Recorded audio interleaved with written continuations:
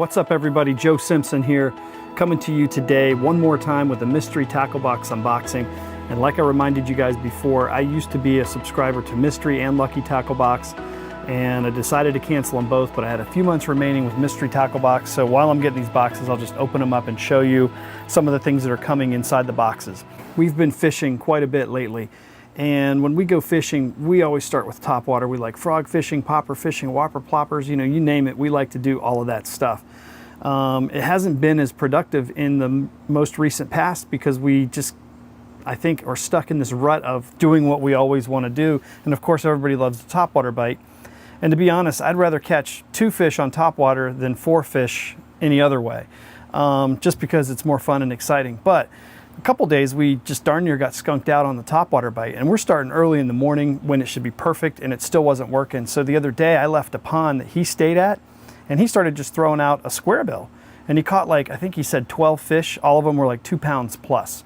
So we decided, you know what, we need to open up our arsenal and start doing some different things. So I'm going to go through the mystery tackle box, but I'm also going to jump on a couple lures that I've bought personally as hard baits, and one that I think is going to be really special. But anyway, let's do mystery tackle box first.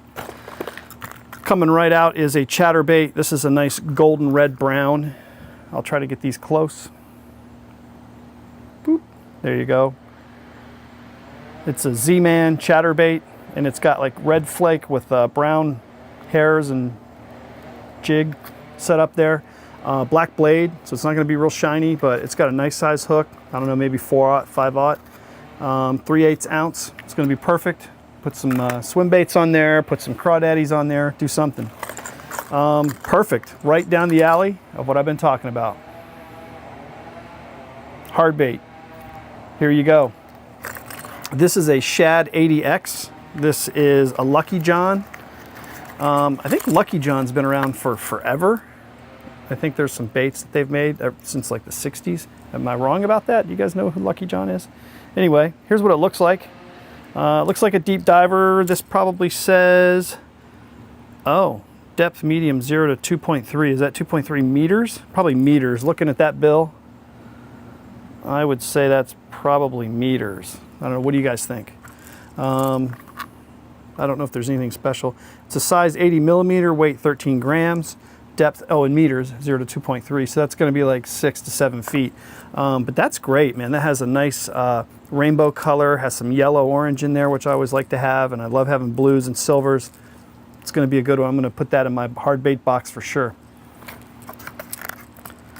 Next on the list. Now we're still in mystery tackle box, by the way. Of course, I love the stickers. This is actually kind of cool. Some googly-eyed looking crazy thing. That's cool. I'll take it. I'll put it on a tackle box. It'll look cool. These right here look like they're going to be perfect for drop shotting. They're little tiny baits. Look like they're just aching to be nose hooked and put on a drop shot rig. And these look very cool. These are Vile Bug, but they look like a crayfish, you know, with 2 pinchers. Vile Bug enhanced with bioscent, and it's collapsible body shots. So it's kind of a carved out crayfish looking thing. I think it's very cool looking. Probably gonna work great, especially this time of year when the bass are smashing the craws. And I've got some hooks to go with those. These are 3/0 hooks. So those ought to be good.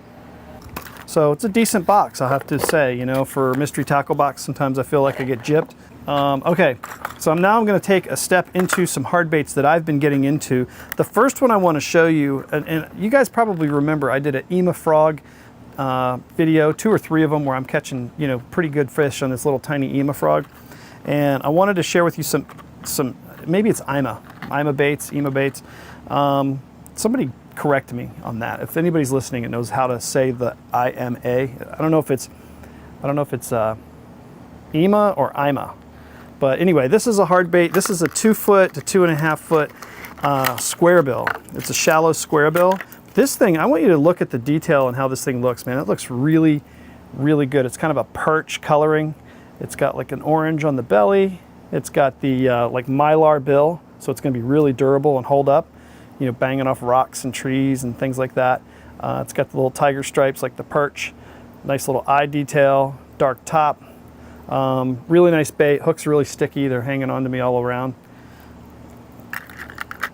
Here comes my daughter. She's gonna come mess with me. Oh, she's doing a dance. That's funny. You're really funny. Next on the list is Lucky Craft. Lucky Craft, another square bill. This one's kind of a lemon yellow white color with some red drops down the side with a black dark top. I haven't pulled this one out of the box yet. I'll go ahead and bust it out. This Lucky Craft lure, these are both 2.5 inches, by the way. Good size. Good color, good size. Hooks, again, super sticky. Lucky Craft makes a quality bait. Decent bill. This one dives a little deeper, probably 3 to 5 feet. One thing I've noticed when I use these crankbaits is some of them have a very subtle wiggle, and some of them are really wobbling back and forth a lot. So I've noticed that when I buy these, that all square bills are not created equal. So, and you'll see that some that are like subtle, for that day, that subtle movement, that subtle wiggle is what the fish want. And then some days they want that real tail wag. So it's nice to have different things, and it's nice to try them all to know which ones do what, because sometimes you don't really know, and you might get out there and think you have everything covered and then you don't.